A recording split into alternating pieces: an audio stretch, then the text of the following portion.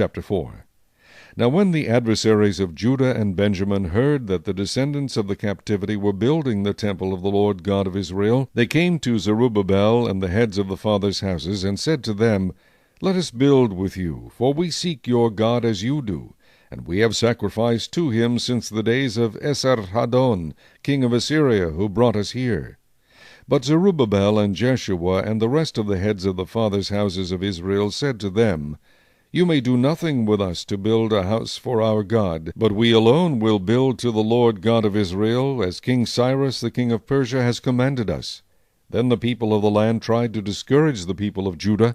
They troubled them in building, and hired counselors against them to frustrate their purpose all the days of Cyrus king of Persia, even until the reign of Darius king of Persia. In the reign of Ahasuerus, in the beginning of his reign, they wrote an accusation against the inhabitants of Judah and Jerusalem. In the days of Artaxerxes, also Bishlam, Mithridath, Tabel, and the rest of their companions wrote to Artaxerxes king of Persia, and the letter was written in Aramaic script and translated into the Aramaic language. Rehum the commander and Shimshai the scribe wrote a letter against Jerusalem to King Artaxerxes in this fashion. From Rehum the commander, Shimshai the scribe, and the rest of their companions, representatives of the Dinites, the Apharsathites, the Tarpelites, the people of Persia, and Erech, and Babylon, and Shushan, the Dehavites, the Elamites, and the rest of the nations whom the great and noble Osnappar took captive and settled in the cities of Samaria, and the remainder beyond the river, and so forth. This is a copy of the letter that they sent him. To King Artaxerxes from your servants, the men of the region beyond the river, and so forth. Let it be known to the king that the Jews who came up from you have come to us at Jerusalem, and are building the rebellious and evil city, and are finishing its walls and repairing the foundations. Let it now be known to the king that if this city is built and the walls completed, they will not pay tax, tribute, or custom, and the king's treasury will be diminished. Now because we receive support from the palace, it was not proper for us to see the king's dishonor.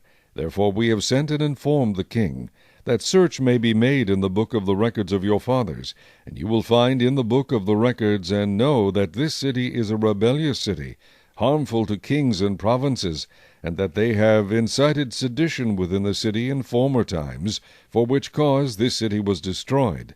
We inform the king that if this city is rebuilt, and its walls are completed, the result will be that you will have no dominion beyond the river. The king sent an answer.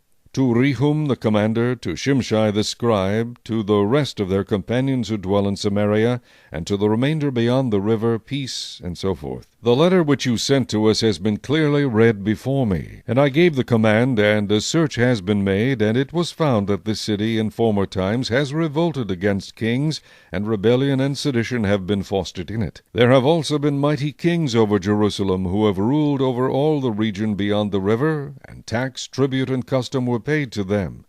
Now give the command to make these men cease, that this city may not be built until the command is given by me.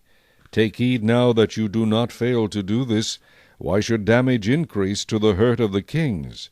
Now when the copy of King Artaxerxes' letter was read before Rehum, Shimshai the scribe, and their companions, they went up in haste to Jerusalem against the Jews, and by force of arms made them cease.